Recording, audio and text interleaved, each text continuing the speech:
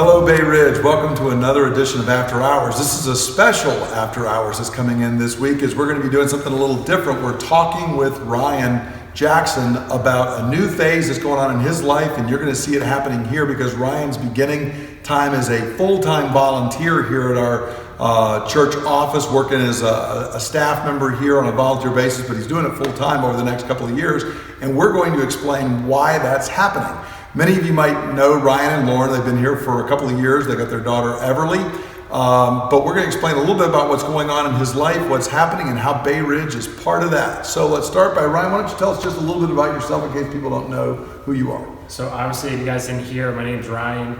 I'm married to a wonderful woman named Lauren, and I have a wonderful daughter named Everly that's just about 2 years old. I graduated from the Naval Academy here in 2007. Good school. Good school, definitely good school. And then I did about 10 years, 10 months, and I did some change on days. I think it came out to be an active duty service, and now I've left that, so you can see that's why I have a beard, because that's what you do once you leave the military, is grow a beard. But my military career, I was stationed, after I finished up the Naval Academy, I went to flight school down in Pensacola, learned to fly planes, and then moved out to Corpus Christi, learned some more there, and then moved back to Pensacola to finish up with helicopter training, earned my wings there in May of '09, and I moved up to the Norfolk area. There I was with HSC 9 and then HSC 26, and then once I finished up there, we took a tour up here at the Naval Academy where I finished out my career teaching at the academy. And so both you and Lauren are helicopter pilots. Correct. And up here at the Naval Academy, what is it that you did? I taught PE. So Ryan is coming here to start a helicopter ministry at the church, and for anybody who does not get involved, he will take you out for grueling PT sessions. Correct. That is what he's adding to our church staff, and you heard it here first on After Hours. So that's actually not what you're doing here. So what is it that's going to be happening? Why are you coming and spending time here at the church office? So what's going on is now that I left active duty, I'm able to kind of fully concentrate on my seminary degree. So I've been in seminary for the last 3 years since I've been up here and I'm going to Reformed Theological Seminary in DC, where again is another good school. An right? excellent school, highly recommended. I know some brilliant people who've gone through RTS. Correct.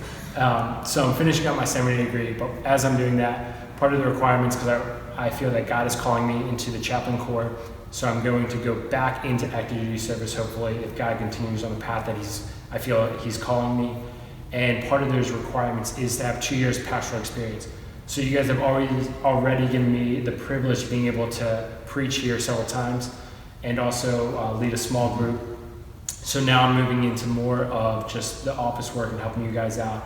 And it's also, God's kind of blessed me financially that I can afford to not have to actually work while I'm finishing out my seminary degree, so it helps me also give back to the church, helping you guys out. Well, that's a great thing here, Ryan, is being able to work for us, because we were glad to give you the ministry experience. We didn't have any money in the budget right now, but we're glad to be able to work on that. And so during this time, you're obviously looking to get a whole variety of ministry experience, right? Correct. Yeah, and so it is a requirement that you finish seminary, and you also get 2 years working on a church staff somewhere. Correct. And then what else do you have to become a chaplain? And then the last thing I need is to be endorsed by, there's just kind of DOD endorser, approved list of endorsers. And once I have that, then I can apply to what they call a care board. And hopefully once you get my package into that, then the Navy will see that they need me as well, and they will accept me into the chaplain corps. So it's going to be kind of a cooperative effort between you and Reformed Theological Seminary and Bay Ridge, and then an umbrella organization that would kind of sponsor you getting into the Navy. Yes. To get between here and there. So, all right, well, we are really excited having Ryan here working and helping us.